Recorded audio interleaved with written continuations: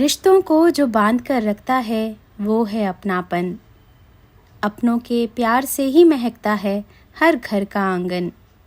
जवानी तो गुजर ही जाती है जिम्मेदारी की धूप छाँव में, पर डर लगता है बुढ़ापे में, कहीं रह ना जाए कोई खालीपन। नमस्कार दोस्तों, स्वागत है आपका मेरे YouTube चैनल स्टोरी FM पर। और मेरी आज की कहानी है खालीपन, जिसे लिखा है सीमा जैन जी ने।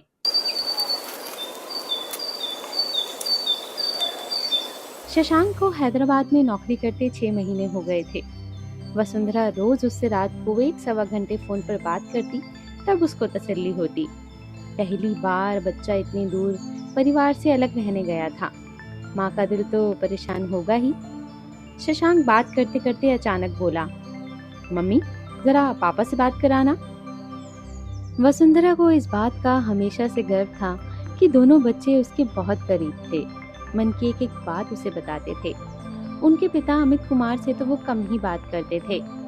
उसने हंसते हुए अमित को फोन देते हुए कहा, लो जी, सुपुत्र को आज पिता की याद सता रही है, जरा बात करो।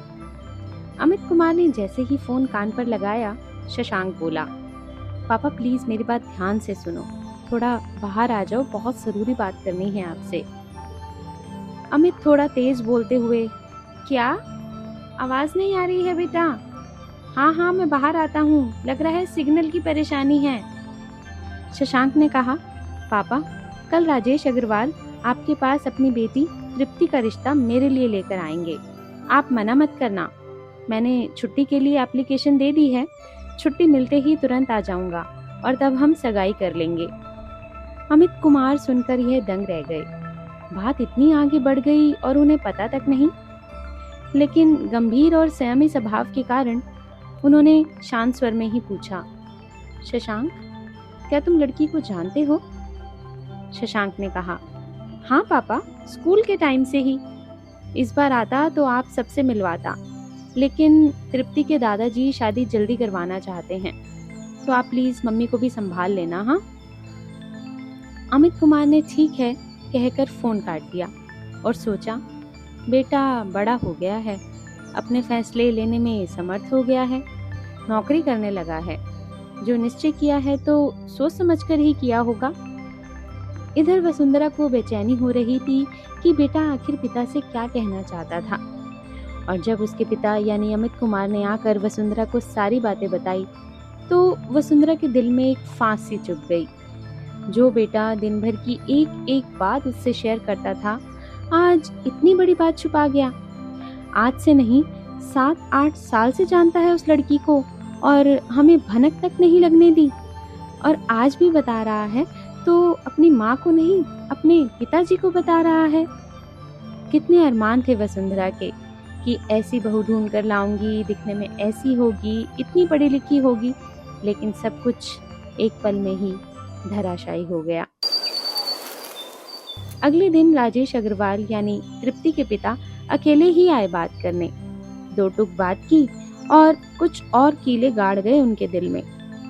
उनसे पता चला कि शशांक ने 1 महीने की छुट्टियों के लिए आवेदन कर दिया है, अगले हफ्ते तक आएगा और तभी सगाई और शादी कर लेगा। कोशिश तो वो यहाँ दिल्ली तबादले की भी कर रहा है। अगर हो गया तो दोनों आराम से दिल्ली में रहेंगे, नहीं तो तृप्ति को हैदराबाद में दूसरी नौकरी ढूंढनी पड़ेगी। वसुंधरा को उत्सुकता हो रही थी कि आखिर दोनों मिले कहाँ। दोनों के स्कूल अलग अलग हैं और दोनों के कार्य क्षेत्र में भी कोई मेल नहीं है। शशांक इंजीनियरिंग करके नौकरी कर रहा था, जबकि तृप्ति फैशन डिजाइनर थी। राजेश ने मुस्कुराते हुए यह बात ऐसे बताई जैसे कितना बड़ा राज खोल रहे हों। अजी, मेरा छोटा भाई जो हमारे पड़ोस में ही रहता है, उसके बेटे के साथ शशांक पढ़ता था और शशांक अक्सर वहां आता था, तो हमारी बिटिया से उसकी मुलाकात होती रहती थी। अब यह तो हमें भी नहीं पता कि कब उनके बीच में प्रेम हो गया और कब दोनों ने ये तय कर लिया कि वो दोनों शादी करना चाहते हैं। अभी हम इतनी जल्दी शादी बिल्कुल नहीं करते, लेकिन क्या करें, हमारे बाबूजी बहुत बीमार हैं और उनकी अंतिम इच्छा यही है कि प्राण छोड़ने से पहले पोती को दुल्हन के रूप में देख लें। लड़की की एक तस्वीर छोड़ गए और यह कह गए कि आगे की सारे कार्यवाही शशांक के आने के बाद होगी। उन्हें तो अपने बीमार पिता के कारण दिन रात अस्पताल के चक्कर काटने पड़ते हैं, इसलिए अब शशांक ही सब संभालेगा।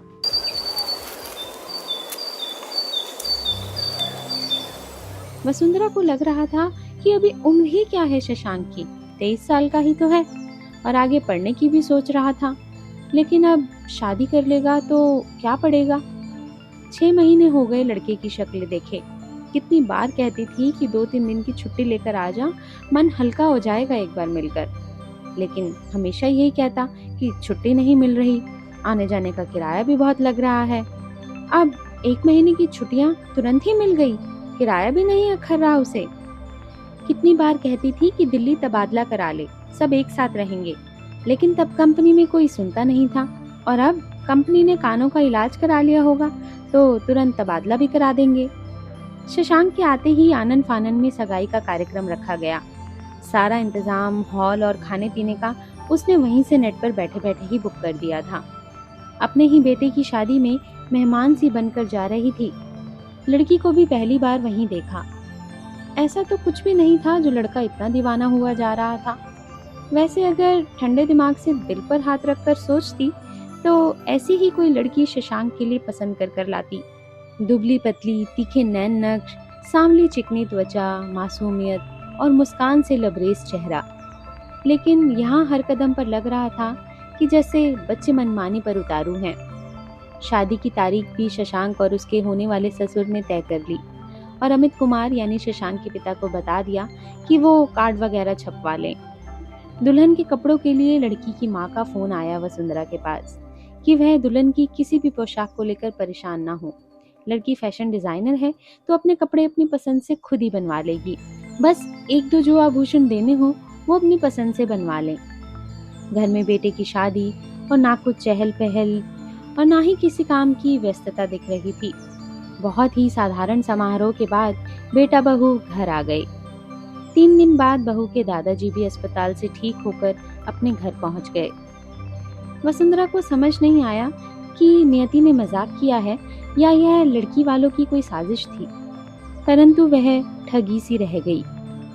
मध्यम वर्गीय परिवार बच्चों के विवाह में ही सारी उम्र धूम धड़ाके का सपना संजोकर बैठा रहता है। लेकिन अमित कुमार यानी शशांक के पिता बहुत खुश थे। इतने कम खर्चे में शादी जो हो गई। बहू बेटे ने हनीमून के लिए 1 हफ्ते का विदेश भ्रमण का कार्यक्रम बनाया। वसुंधरा बड़बड़ा रही थी पति के सामने, नई नई नौकरी है, इतना लुटाने को क्या हो रहा था। अमित कुमार लापरवाही से बोले, करने दो मन की, दोनों ने आधा आधा खर्चा बांट लिया है। बहू भी अच्छा खासा कमाती है, शशांक के बराबर ही सैलरी है उसकी। वसुंधरा को लगा कि एक गृहिणी तन मन लगा देती है परिवार में प्यार और संस्कार देने में, लेकिन कमाने वाली औरतों का पलड़ा शायद फिर भी कहीं ना कहीं भारी ही रहता है। बहू के आने की उसे उतनी खुशी नहीं हो रही थी जितनी होनी चाहिए थी। उसे ऐसा लग रहा था कि शायद उसका सिमटा हुआ परिवार कहीं बिखर ना जाए। माँ थी सो बेटे का हालचाल पूछने के लिए फोन ही मिला लिया।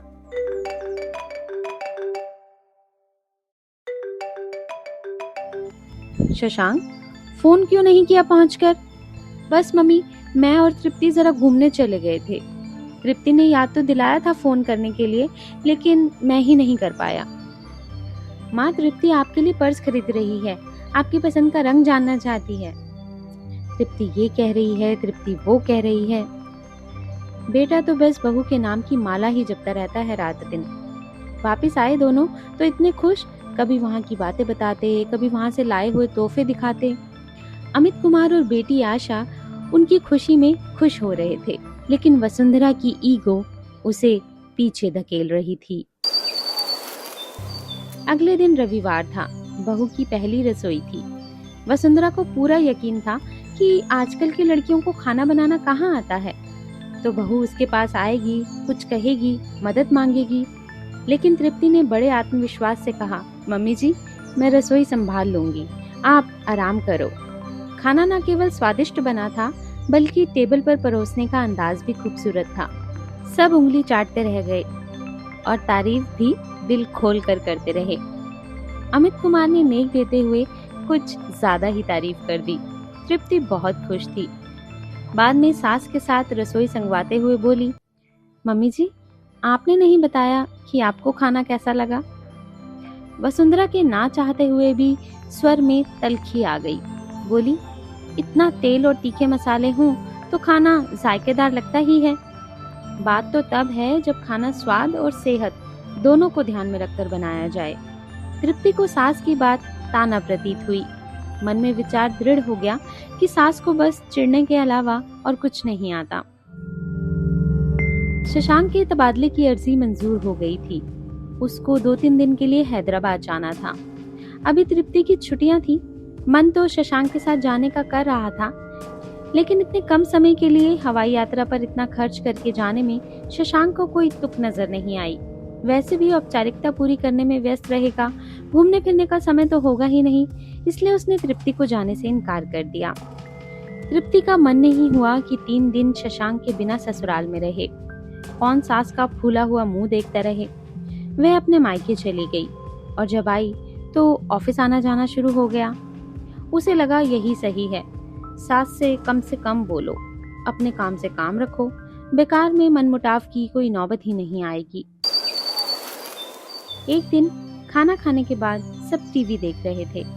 तब आशा तृप्ति से बोली, भाभी, मेरे कॉलेज में फेस्ट होने वाला है, इस बार फैशन शो भी होगा।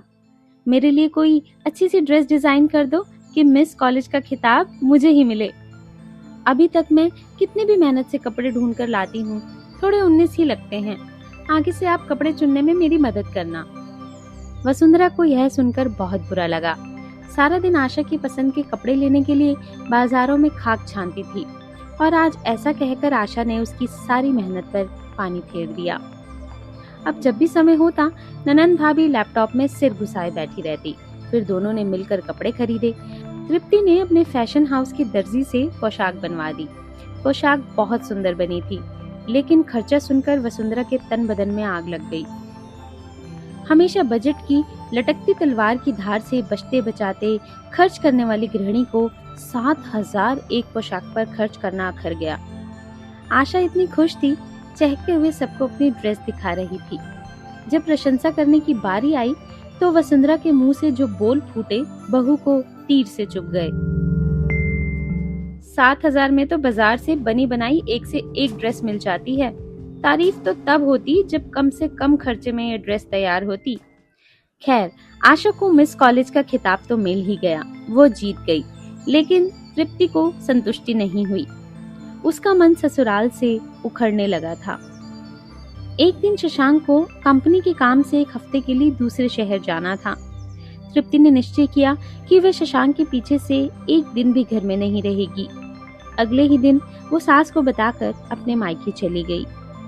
तेजस्विनी यानी तृप्ति की माँ को बेटी का 1 महीने में दूसरी बार घर आना कुछ जचा नहीं। ऐसे तो कभी पैर नहीं जमा पाएगी ये ससुराल में। फिर भी अपनी चिंता प्रकट किए बिना बोली, कैसा चल रहा है तृप्ति? सासू माँ बड़ी अच्छी है जो तुम्हें बार बार मायके भेज देती है। तृप्ति ने कहा, नहीं मम्मी, मैंने उनसे पूछा नहीं, सिर्फ बता दिया था कि मैं मम्मी के घर जा रही हूँ। क्या हुआ बेटा, क्या तुम्हारा मन नहीं लग रहा वहाँ? नहीं मम्मी, ऐसी कोई बात नहीं है, और सब तो ठीक है, पर पता नहीं मम्मी जी को मुझसे क्या परेशानी है। मैं तो फालतू बोलती भी नहीं, फिर भी ताने मारती रहती हैं। देखो बेटा, जिस औरत ने 26 साल तक उस घर को समेट कर रखा हो, अपनी ममता दोनों बच्चों पर लुटाई हो, वह इतनी बुरी तो नहीं हो सकती। उनकी स्थिति समझने की कोशिश तो करो। वह उम्र के उस मुकाम पर खड़ी हैं जब औरतें शारीरिक और हार्मोन के बदलाव से जूझ रही होती हैं। दूसरा, अभी तक वह उस घर की केंद्र बिंदु थी। हर निर्णय, हर काम उनकी इच्छा से होता था। अब तुम एक चुनौती बनकर उनके घर में, उनके जीवन में प्रवेश कर रही हो। उनको कुछ समय दो और 2 कदम तुम बढ़ाओ उनकी तरफ, फिर देखना माँ से भी ज्यादा प्यार मिलेगा तुम्हें। यह सही है, सब कुछ मैं ही करूं। मेरा बनाया हुआ खाना सबको अच्छा लगता है, पर वो कहती हैं तेल ज्यादा है, मसाले ज्यादा हैं। तो बेटा वो ठीक ही तो कह रही थी। अपने पति की शुगर और दिल की बीमारी को उन्होंने संतुलित भोजन से ही तो नियंत्रित कर रखा है।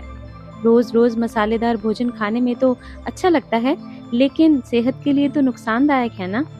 वो अपने अनुभव से ही तो तुम्हें ये सब कह रही थी। और वो ड्रेस जो मैंने आशा के लिए बनवाई थी, उनको बड़ी महंगी लगी थी। हाँ तो बेटा, हम मध्यम वर्गीय परिवार कैसे सीमित आमदनी में अपनी जरूरतें और इच्छाएं पूरी करते हैं, क्या तुम नहीं जानती हो? आशा को खुश करने के लिए तुमने उनके महीने भर का बजट गड़बड़ा दिया, तो उन्हें तो बुरा लगेगा ही ना। हाँ मम्मी जी, शायद आप ठीक ही कह रही हैं। तो अब मुझे क्या करना चाहिए? तुम उनकी परेशानी को समझो। दोनों बच्चों को अब उतनी उनकी जरूरत नहीं जितनी पहले थी।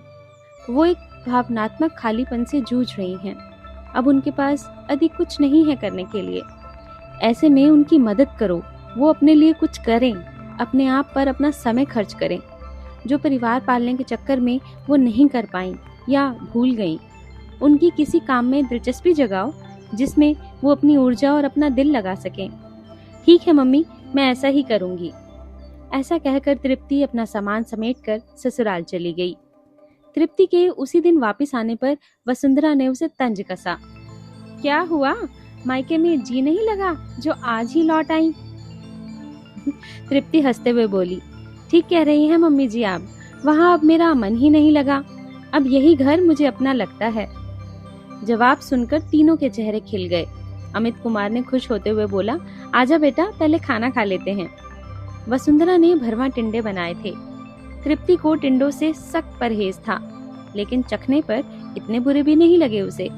उसने तारीफ करते हुए कहा, वाह मम्मी जी, मुझे नहीं मालूम था टिंडों को इतना स्वादिष्ट भी बनाया जा सकता है। वसुंधरा तृप्ति की बात सुनकर खुश हो गई और तुरंत 2-3 उसे और परोस दिए। अब तृप्ति मन ही मन सोच रही थी, लो, अब तो तारीफ करना भी मुसीबत बन गया। इतने भी अच्छे नहीं लगते थे कि मैं सारे खा लूं। अगले दिन तृप्ति ने फैसला लिया कि वह घर से ही काम करेगी और समझेगी कि सासू माँ सारा दिन क्या करती हैं, कैसे रहती हैं।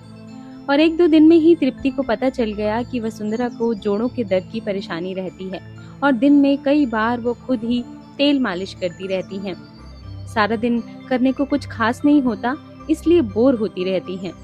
कोई सहेली भी नहीं थी ऐसी जिसके साथ वो समय व्यतीत कर सके। इतने सालों से परिवार को प्राथमिकता देने के चक्कर में कोई सामाजिक दायरा नहीं था उनका। तृप्ति ने पता किया कि सुबह कॉलोनी के पार्क में सामूहिक योग होता है। वसुंधरा जानती थी, लेकिन उसका अकेले जाने का मन नहीं करता था।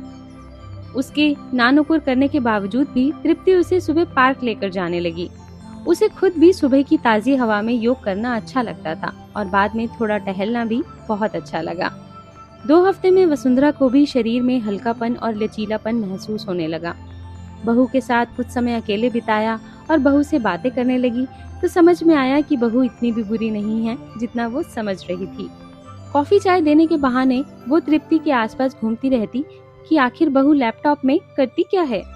एक दिन तृप्ति ने पूछ ही लिया, मम्मी जी, आपकी कोई हॉबी तो होगी, बताओ ना, क्या करना अच्छा लगता है आपको? वसुंधरा ने कहा, शादी से पहले मुझे पेंटिंग का बड़ा शौक था, लेकिन शादी के बाद एक तो समय नहीं मिलता था और दूसरे रंग इतने महंगे होते हैं। शुरू से ही हाथ इतना तंग रहता था कि इस तरह के खर्चों पर नियंत्रण रखना पड़ता था।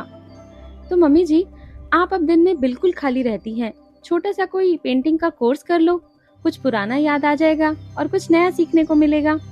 नहीं बेटा, इस उम्र में यह सब करना अजीब लगता है, लोग क्या कहेंगे, फिर पता नहीं कि शरीर से होगा भी या नहीं, इतनी देर कहाँ बैठा जाएगा मुझसे।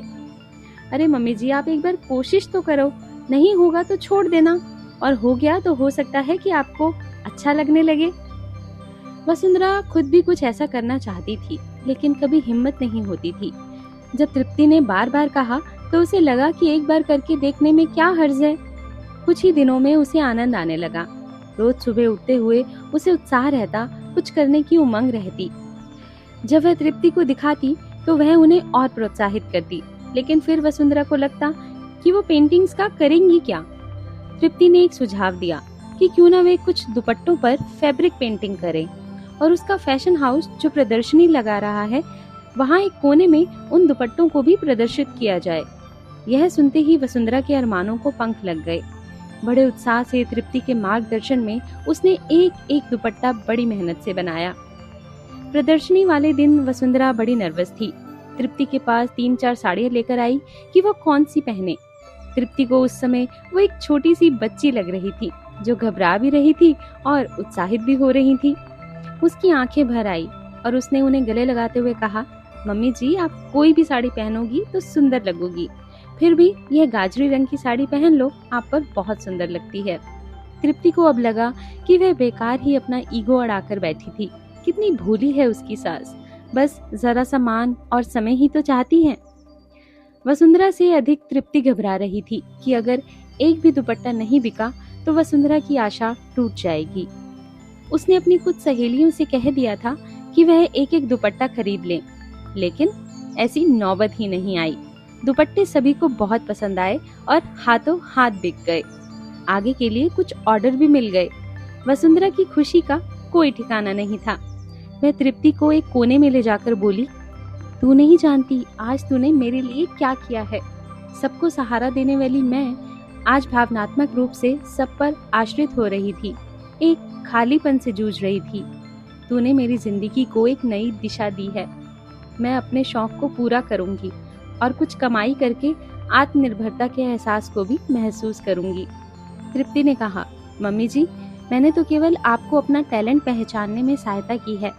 आप जितना चाहें इस काम को आगे बढ़ा सकती हैं। साड़ी पर, टी शर्ट्स पर आप अपनी कलाकारी दिखा सकती हैं।